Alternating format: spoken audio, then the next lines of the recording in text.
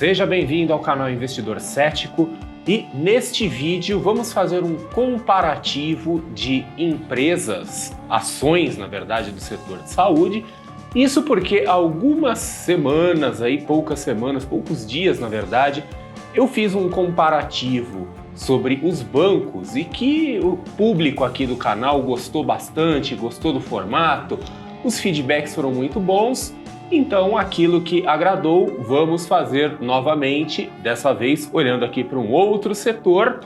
Então, já sabe, a gente se vê logo depois da vinheta. Aproveita já para se inscrever no canal, acionar o sino das notificações. Já vai pensando ao longo do vídeo no que você vai deixar aí de comentário. A gente se vê em instantes.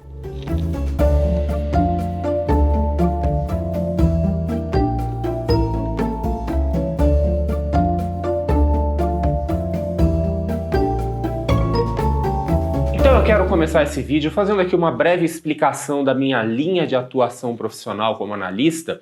Eu sou o analista responsável por uma casa de análise independente chamada CDI Carteira do Investidor. Eu tenho um estilo de análise de orientação quantitativa. Às vezes eu não gosto de dizer que eu sou um analista quantitativo, mas eu sou de orientação quantitativa. E por conta disso, por conta dessa orientação quantitativa, eu costumo não dar tanta importância a setores quanto outros analistas, outros investidores dão. Aliás, eu entendo que em alguns casos existe uma espécie de obsessão por essa questão dos setores, né? Às vezes eu participo de entrevistas, de debates, e as pessoas me perguntam, quais são os setores que você acha promissores? Eu fico com aquela cara de interrogação, porque eu não estudo setores, eu não analiso setores. E dentro de uma perspectiva mais quantitativa, o setor ou a setorização da economia é apenas uma forma mais fácil da gente pensar em diversificação e em montagem de carteiras, né? Então, por isso que eu, na minha atuação profissional, eu acabo não dando tanta importância. No caso das carteiras quantitativas, inclusive, quem faz a alocação da carteira é um algoritmo. Ele nem olha para o setor. Ele acaba distribuindo entre setores por uma questão de correlações e descorrelações, é o que ele acaba fazendo mesmo. Mas ele não olha tanto para a questão do setor. É que setores acabam nos proporcionando uma forma fácil de fazer essa diversificação. Mas tem gente que realmente gosta de olhar setores, né? Acaba sendo uma análise até mais qualitativa, de pensar, nossa, isso aqui é promissor, isso aqui tem potencial comercial, etc. Mas no caso do setor de saúde, que é o que a gente vai abordar aqui, aliás, ele é particularmente interessante por duas razões. A primeira dessas razões é que eu acredito que qualquer pessoa normal, né, com boa saúde, inclusive mental, tem interesse no setor de saúde, até como usuário. Pessoas normais e saudáveis se preocupam, se interessam pelo setor de saúde, são usuárias de hospitais, de planos de saúde, de clínicas, de serviços de diagnóstico e muitas outras coisas. Então é interessante acompanhar o desenvolvimento das coisas nesse setor. E o segundo motivo é que o setor de saúde, ao menos no longo prazo, ele acaba não tendo muita correlação com outros setores da bolsa. Ele tem uma correlação com a economia como um todo, né? Então, quando nós temos períodos de crescimento econômico, algumas empresas do setor de saúde se beneficiam, o mesmo acontece quando a gente tem contração. É o caso, por exemplo, daquelas empresas que são operadoras de plano de saúde ou seguro-saúde, mas de forma geral, o setor como um todo acaba tendo pouca correlação com outros setores, porque é um setor de baixa elasticidade, então as pessoas têm que pagar por saúde de qualquer forma. Por essa questão da correlação que não é tão forte com outros setores, pelo menos assim em prazos mais longos, é interessante ter ações do setor de saúde dentro de uma carteira, porque ajuda a dar um certo equilíbrio para a carteira. Então, quando a gente vai olhar o setor de saúde, a gente acaba nem dando tanta importância para os riscos sistemáticos, né? Porque não tem uma correlação tão grande, os riscos sistemáticos do setor, a gente vai olhar mesmo para as empresas individualmente. atualmente. Então, para começar a nossa análise, eu quero falar aqui sobre a base de seleção que eu usei e também dizer o seguinte: todos os dados e informações são do dia que eu estou fazendo essa gravação. Eu estou fazendo essa gravação no dia 24 de julho. Então, todas as informações que a gente vai ver aqui nesse vídeo são informações que consideram o fechamento do mercado no dia 24 de julho de 2023. Como nós vamos ver assim algumas informações fundamentalistas e informações técnicas de prazo um pouco mais longo, a expectativa é que todas as informações apresentadas nesse vídeo vão ter validade por algum tempo, talvez alguns dias, algumas semanas. Então não é aquela coisa assim de timing do tipo, olha, se eu não assistir esse vídeo no dia, a informação já ficou obsoleta. Provavelmente, eu espero, se nada muito exótico, bizarro acontecer no mercado, essas informações continuarão válidas, continuarão úteis por algum tempo. Então a base de seleção que eu fiz para essa análise, feita com os seguintes critérios. Então eu peguei as ações do subsetor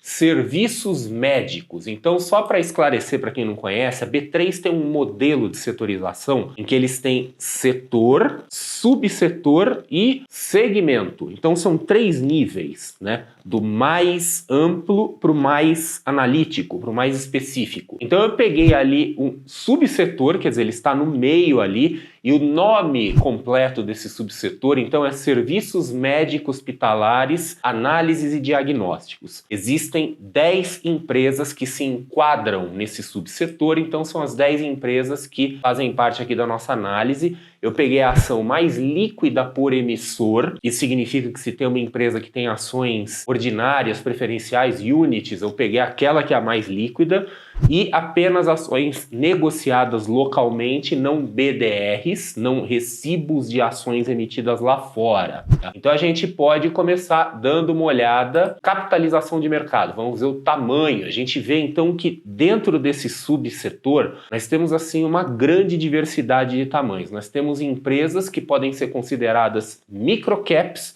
até empresas que são bem grandes. Para ter uma ideia, lá na carteira do investidor, nos nossos critérios de tamanho, a gente considera uma small cap uma empresa que vai de 3 a 10 bi de capitalização de mercado. Abaixo disso é uma microcap, acima uma large cap. Então a gente pode ver, indo aqui da menor para maior, né, nós temos Cora Saúde com 1.1 bi, Alicorp 1.3, Aliar 2.8. Essas aqui seriam consideradas então pelos nossos critérios microcaps. Aí temos aqui Mater Dei, Oncoclínicas, Odontoprev, Fleury, Dasa como small caps, Hapvida e Redditor como empresas maiores, sendo que a Redditor é bem grande, né? Principalmente assim considerando as outras do setor. Então a gente tem aí um desvio bastante grande no que diz respeito a tamanho. Agora falando sobre o retorno sobre o patrimônio líquido, o ROI, Return on Equity. O Return on Equity, ele é a métrica que talvez mais descreva a saúde de uma empresa. Então é até interessante, estamos falando das empresas do setor de saúde, né, e vendo o indicador que é de saúde típico, saúde financeira. Então quanto maior, mais saudável uma empresa, quanto maior o retorno. A gente está falando de uma coisa assim, retorno sobre o patrimônio líquido,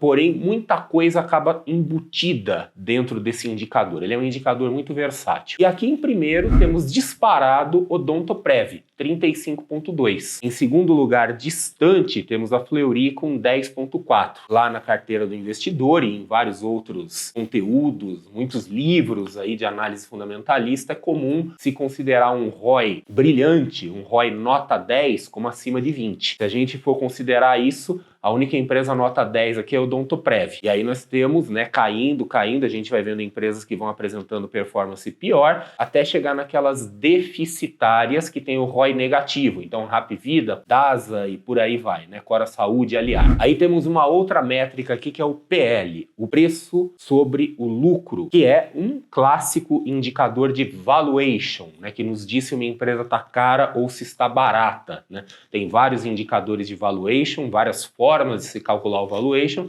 mas o PL é considerado assim, uma das métricas mais populares. E aqui, da mesma forma, a gente vai do maior para o menor, só que o maior não necessariamente é o melhor, porque um PL alto significa que uma empresa pode estar cara. E um PL negativo também está associado a uma empresa deficitária, que é uma coisa que a gente evita se puder. Então a gente vê que nós temos aqui em primeiro lugar a Redditor com PL de 58,5, é bastante alto. Vamos dizer que de forma geral, né, independentemente do setor, se a gente tivesse que escolher um PL ideal assim para aplicar em qualquer setor, provavelmente a gente pegaria ali alguma coisa na faixa de 10, 15, né? Um PL muito baixo a gente desconfia, um PL já começa a ficar mais alto, a empresa já fica com aquela cara de que não é tão barato. Então vamos imaginar ali um número 10 como uma referência ideal. Nós não temos nenhuma empresa que esteja com o número 10, mas nós temos algumas que estão próximas. A mais próxima delas é a Odontoprev com 15,6, que é um número bom, não é espetacular, não é brilhante, considerando o mercado como um todo, mas para o setor é indiscutivelmente a melhor, né, aquela com melhor valuation, com melhor valor. Aí vamos ver mais um indicador fundamentalista, que é o dividend yield, que é aquela métrica que a gente usa para dividendos, né, o quanto que a empresa paga de dividendos em relação ao valor de mercado da ação,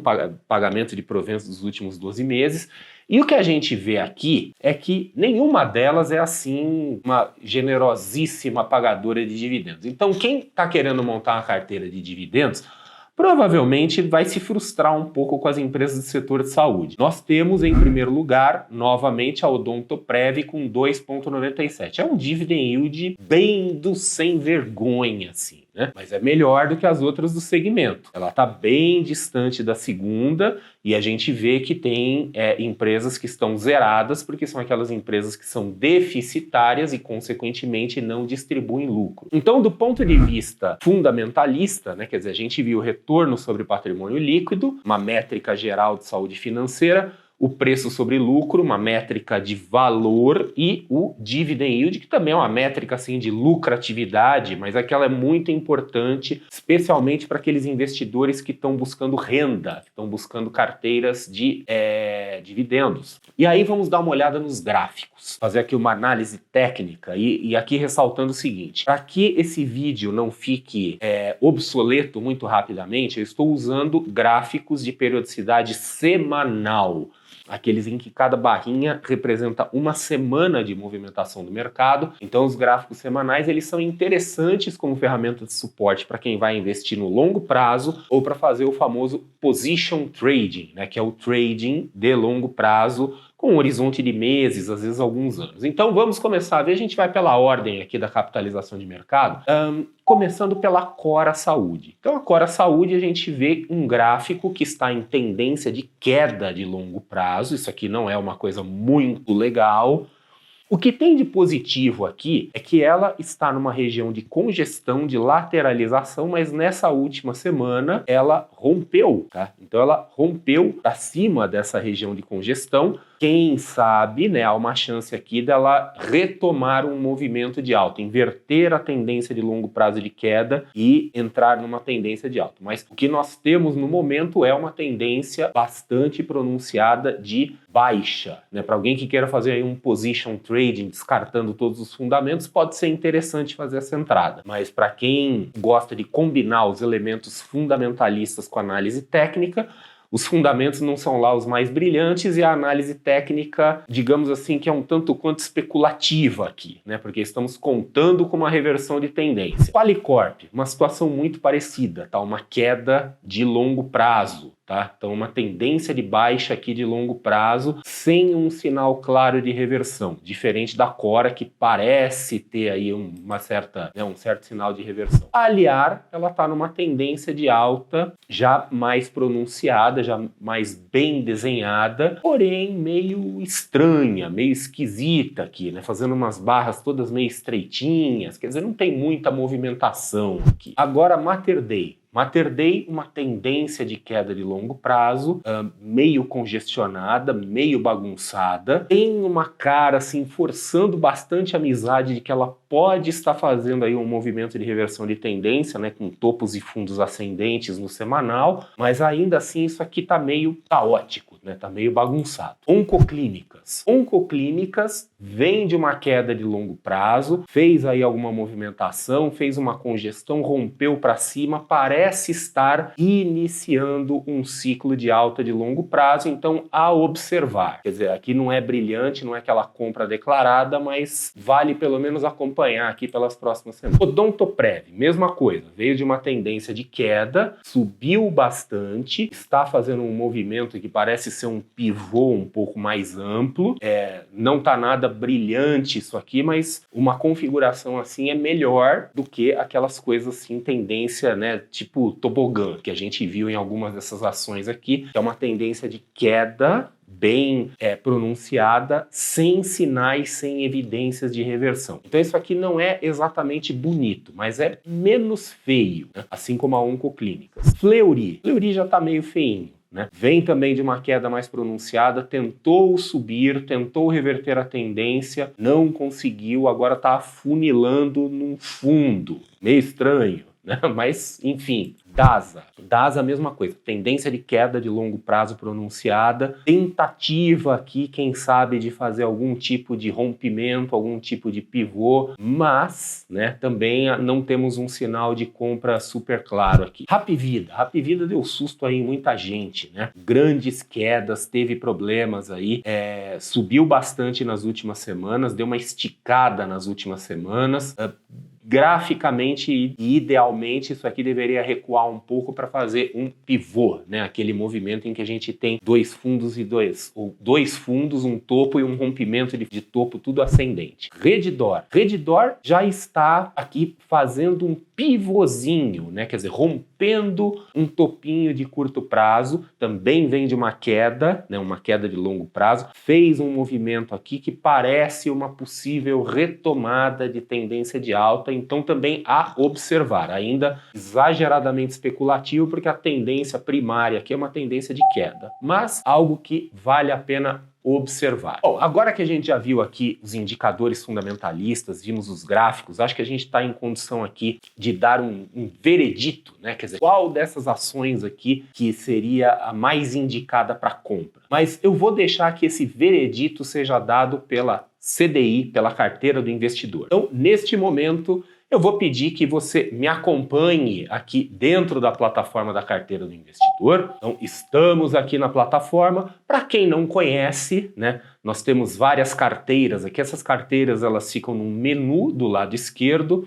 Quem estiver olhando aqui para minha plataforma vai ver várias carteiras aqui que não estão disponíveis para o público, porque são carteiras de teste, que eu estou usando o meu acesso administrativo. Mas eu quero mostrar uma coisa interessante. Veja a nossa carteira Growth, carteira de crescimento, tá? E olha só, né? Ela está com uma performance, desde o começo dela, começou ali no ano de 2020, de mais de 100%. Isso aqui dá orgulho, né? Quer dizer, uma carteira com pouco mais de 3 anos que tem mais de 100% de retorno e mais de 80% de retorno sobre o Ibovespa. Uma excelente performance que vem mantendo aqui ao longo do tempo, muito boa performance. Essa carteira não é uma carteira quantitativa, ela é uma carteira discricionária, né? Então, que os analistas, hoje eu estou sendo responsável por essa carteira, fazem a seleção baseada em alguns filtros, então ela tem um modelo semi-quantitativo, mas a escolha final é uma escolha humana. E aqui, se a gente ver a composição da carteira, nós vamos ver uma coisa interessante aqui. Hapvida. Hapvida está nessa carteira. E aqui é o momento que eu preciso fazer uma pequena confissão para você. A decisão de colocar Hapvida nessa carteira foi tomada por mim e por outro analista que cuidava anteriormente dessa carteira junto comigo. Foi uma decisão completamente especulativa e meio fora da nossa técnica. Então, como a carteira já estava indo bem, a gente ficou meio relaxado e aquela coisa assim, olha, vamos pegar a Hapvida aqui que caiu bastante, ela tem até alguns números interessantes, ela não se enquadra totalmente inicialmente, mas vamos tentar dar uma pimentada. Então, assim, eu reconheço que não foi uma entrada técnica. Tanto que a Hapvida deu calor pra gente bastante tempo. É que a carteira era tão boa, né? Ela tá uma performance tão boa, que isso ficou diluído dentro da carteira. Agora, inclusive, a Hapvida já recuperou um pouco, já tá até no positivo, mas ela passou bastante tempo dando um calor. Mas, então, tendo em mente isso, que não foi uma entrada técnica, foi uma coisa meio impulsiva, meio na porra louquice, assim, especulativa mesmo, e que eu olho pra trás e falo, eu não devia ter feito isso. Quer dizer, hoje eu não faria isso. Então foi uma coisa meio acidental. Então a Hapvida tá aqui, é um call aberto, mas eu pessoalmente não colocaria meu dinheiro aqui. Se a gente for olhar os indicadores fundamentalistas e a gente dá uma olhadinha nos gráficos, né? Os gráficos, eles ali não são muito conclusivos. A verdade é que a gente não tem nenhuma dessas ações assim particularmente bonita. Se nós olharmos os indicadores fundamentalistas, a gente já começa a ter um pouco mais de clareza, porque tem uma empresa lá que se destaca em todos os indicadores, que é Odontoprev. E aí que eu quero recorrer à ajuda aqui da carteira do investidor, onde nós temos duas carteiras que são carteiras puramente quantitativas, tá? Então são carteiras assim que tanto a seleção das ações quanto a montagem da carteira é feita por um algoritmo, não tem intervenção humana, e uma delas é a carteira de Small Caps, que também vem apresentando um desempenho muito interessante aqui. Desde o começo da carteira, ela vem vencendo consistentemente o benchmark dela, que é o SMLL, abrindo cada vez mais distância aqui, e aí nós olhamos dentro dela e quem aparece aqui? Surpresa! Odontoprev.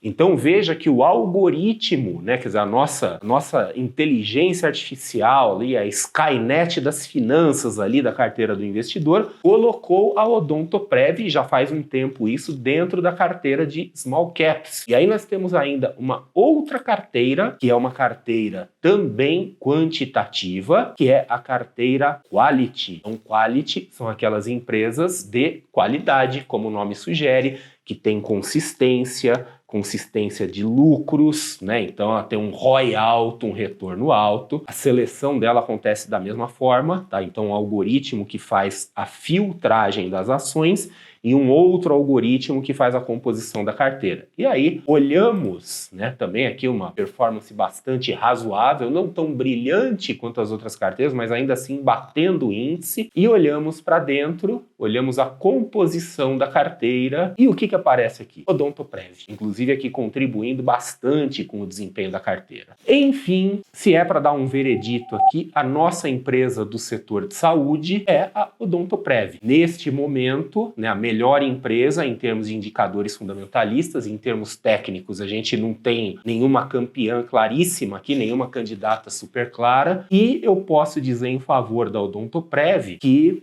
ela está em duas carteiras quantitativas que não são sujeitas a loucuras e a roubos especulativos dos analistas, quer dizer, é feito aqui por um algoritmo, colocou a Odontoprev em duas, então nós temos lá na carteira do investidor, não uma, mas duas recomendações de compra da Odontoprev. Então, além dos indicadores fundamentalistas, que dão uma vantagem clara para a Odontoprev, e os gráficos, que são inconclusivos, então a gente não tem nenhum favorito ali pela análise técnica, nós temos Skynet das finanças, né, o algoritmo da carteira do investidor, da CDI, que colocou a Odontoprev em duas carteiras quantitativas, ou seja, são duas recomendações de compra que continuam abertas, continuam válidas. Então, nosso veredito agora, olhando tudo, né, a nossa ação mais promissora aqui, aparentemente, do setor de saúde é Odontoprev. Então, se você tiver assim com o dinheiro agora na mão, tá queimando ali e você quer porque quer uma empresa do setor de saúde, muito provavelmente neste momento a empresa para você é a Odontoprev, que das 10 aqui apresenta claras vantagens em relação às demais, em especial no quesito fundamentalista.